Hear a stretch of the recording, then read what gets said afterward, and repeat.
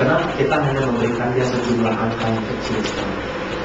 Pertanyaan saya hari ini, engkau sama orang tua berapa angka? Coba. Kalau saudara anggap orang tua angkanya 10, apa yang saudara lakukan? Kalau dia ada di daerah, apa yang saudara lakukan? Serahkan pesan tiket pesawat, serahkan pulang, dan serahkan datang. Salah satunya, tidak satu-satunya, selalu seperti itu.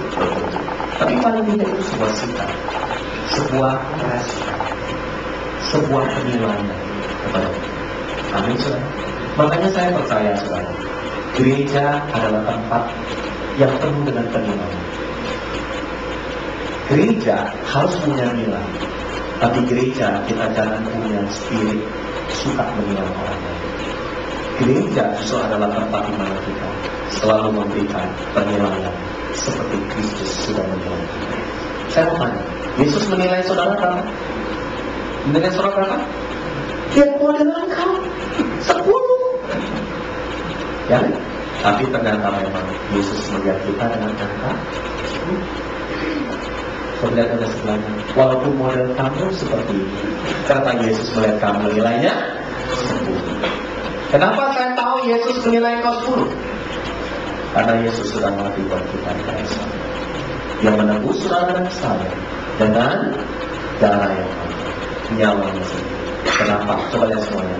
Karena saudara saya bernilai, berharga dan istimewa. Engkau sangat terhormat di hadapan. Makanya saudara, kalau Tuhan aja udah memberi hormat kepada kita, apalagi kita belajarlah memberi hormat kepada Tuhan, kepada otoritas di atas kita, kepada orang-orang yang ada di sekitar kita. Ada amin, saudara? Maka hari ini katakan kepada sebelahnya, mari kita bangun respek satu dengan lain. Katakan kepada sebelahnya, Pak, ayo. Ya, ayo kita bangun respek saudara satu dengan yang lain. Belajar merespekti satu dengan yang lain adalah bagian di dalam kekristenan kehidupan. Dan sebab itu saudara, saya mau tutup.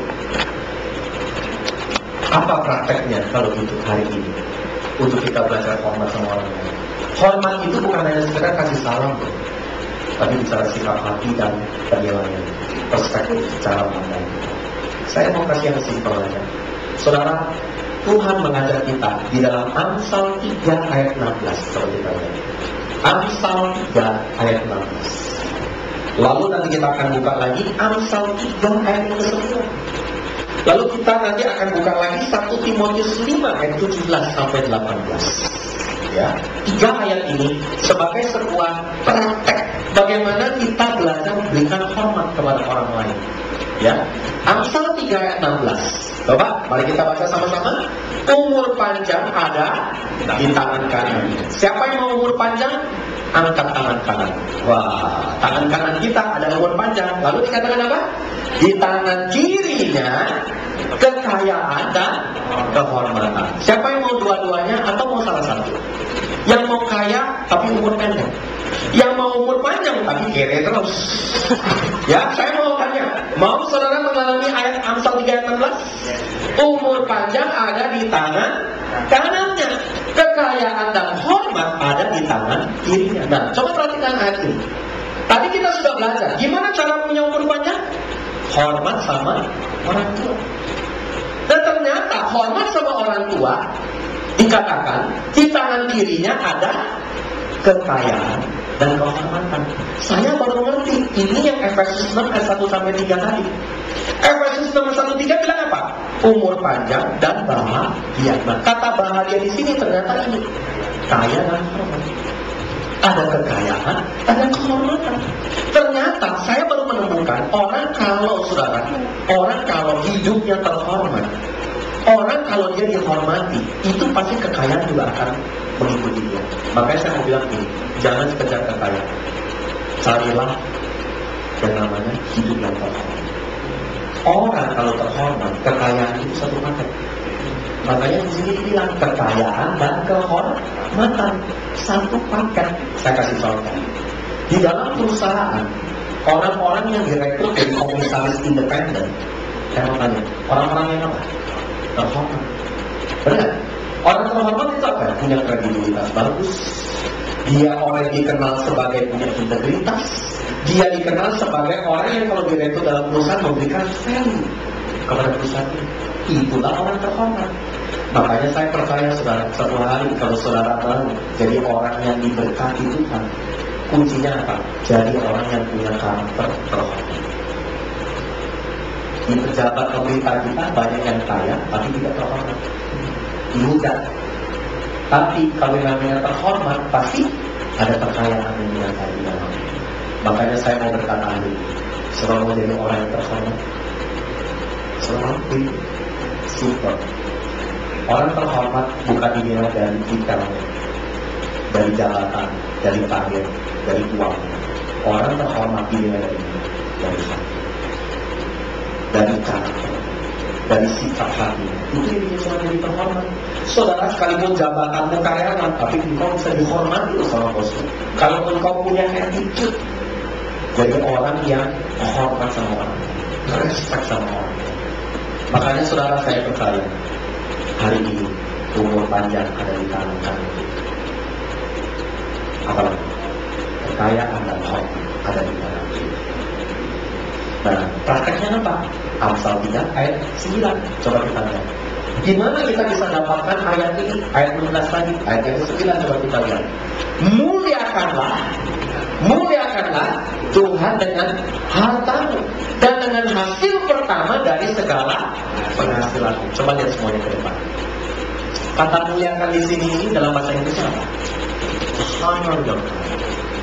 Kata muliakan ini artinya apa? Hormati. Makanya kalau kita berkata, mari kita muliakan Tuhan, itu artinya apa? Kita punya sikap hati respect sama Tuhan. Kalau yang namanya kita berkata, ya kan ada kalimat kepada orang lain yang mulia. Saudara singkat dengan kata ada yang mulia, itu artinya apa? Respect. Kita hormat sama orang itu. Makanya hormat yang pertama yang sudah mesti bangun dalam hidupmu, kalau menjadi orang terhormat, hormati Tuhan. Makanya salah satu tanda hormat sama Tuhan apa? Datang celebration on time.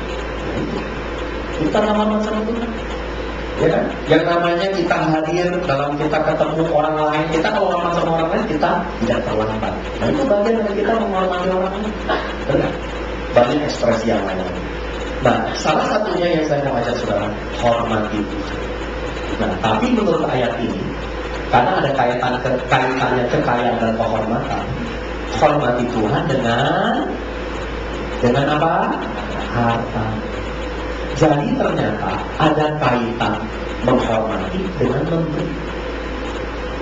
Saudara kalau bilang sama saya hormat sama Tuhan, tapi saudara nggak pernah memberi harta buat Tuhan, saya mau bilang, wow. Karena tanda orang hormat sama Tuhan menurut ayat ini adalah memberikan harta. Makanya saudara saya percaya, perpuluhan itu sebenarnya bukan dalam konteks menghormati Tuhan. Ya, setiap bulan kita memberikan perpuluhan, itu haknya Tuhan, itu bagiannya Tuhan. Tapi di luar dari perpuluhan, memberi buat Tuhan, buat yang namanya menabur, buat yang namanya memberi, saudara, berkorban. Nah, saya lihat ada beberapa pribadi yang saya sempat ngobrol tahun lalu, saya bersyukur ada beberapa pemimpin, dan saya tahu mereka kan tidak orang diberkati. Kenapa? Karena mereka punya hati, saudara, memuliakan Tuhan dalam harta mereka. Ya memang kalau ngasih Tuhan kan nggak bisa kirim ke surga kan. Transfernya nomor rekening berapa? Ya kirim aja ke dalam kantornya Tuhan, gereja.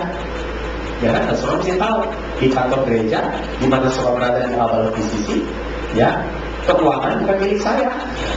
Saya ini terima gaji, saudara. Ya, dan bahkan yang memberikan kami gaji ada 3 orang. Ya, itu sudah hire satu pengusaha, entrepreneur, satu profesional, satu konsultan. Mereka yang tiap tahun itu yang memberikan penilaian penilaian buat kami. Jadi kami nggak pernah menentukan gaji kami. Kalau soal kenal Kak Idril misalnya, gajinya kita nentuin sendiri. Enggak, saudara. Yang nentuin itu ada konsultannya, kita yang menentukan. Jadi open management, terbuka. Ya, nah memang di banyak gereja yang lain mungkin tidak semua seperti ini. Ya, tapi saudara ada di awal posisi ya seperti ini. Ya kan, open banget saudara. Ya, semua persembahan tidak pernah ada di dalam rekening saya.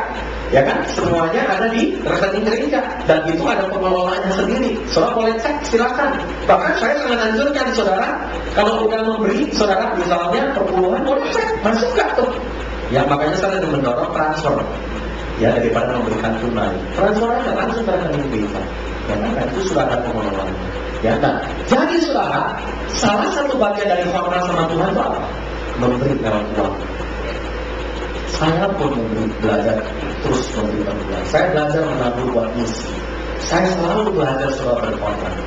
Tapi selain sama Tuhan, nah ini yang saya mau ajarkan saudara. Yang kedua, hormatlah sama orang tua. Tadi sudah baca? Hormatilah orang tua supaya panjang umurmu dan berbahagia di bumi. Makanya hal yang kedua, saya mau kita cerita soal sama kau. Belajarlah hari ini, baik yang belum menikah, baik yang sudah menikah. Belajarlah selalu untuk hormat sama orang tua dengan cara apa? Memberi sebagian harta kepada mereka. Saudara, orang tua kita itu, maaf ya, sebenarnya bukan butuh uang, bukan nilainya, tapi yang mereka perlu apa? Respect dan hormat. Dan menurut Alkitab, hormatilah itu ada kaitan kekayaan dan kehormatan. Jadi ada kaitan mana? Makanya saya percaya saudara, yang namanya kita menghormati orang tua adalah kita belajar memberi buat mereka. Saya bersaksi, saya sudah pernah cerita di sini 3 tahun yang lalu. Sejak saya menikah tahun 1997, 16 tahun pernikahan kami, sebentar nanti bulan Agustus adalah 16 tahun pernikahan kami. 16 tahun kali 12 bulan, berapa? 180 lebih. Di luar dari hari Sinja, nanti kami juga memberi lagi tambahan. Dan termasuk mereka ulang tahun. Saudara, saya mau bersaksi, kami tidak pernah lalai. Setiap bulan kami selalu menyisihkan penghasilan kami. Saya menyisihkan penghasilan. Istri saya sudah mengkotakkannya istilahnya, ya, dari apa yang kami beri ini. Ya, saya selalu berikan kepada orang tua saya sendiri, sama orang tua dari istri saya, sampai hari ini. Saya sangat mendorong saudara yang sudah kerja, belajar hormat, memberkati. Amin saudara. Ya saya itu benar-benar. Saya nanti akan tanya sama saudara. Bukan apa-apa, bukan soal nilainya. Kalau saudara tanya sama saya nilainya saya berapa, ya buat saya ukurannya mungkin sekitar, kalau dari penghasilan saya sekitar 8%. Ya, kalau kita ada perbulan ketuaan 10%, ya, saya sih ingin lebih lagi gitu. Saya sebenarnya pengen targetnya 10%. Jadi kalau ada perbulan buat Tuhan, perbulan buat orang tua saya, perbulan buat orang tua, udah 30%.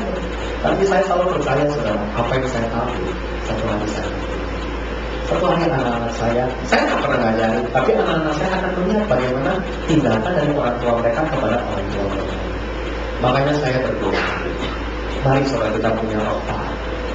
Belajar saudara, bukan soal nilai besarnya, nggak gede loh, nggak apa-apa. Tapi pokoknya tiap bulan sisihkan sesuatu. Ada amin saudara, hormati orang tua.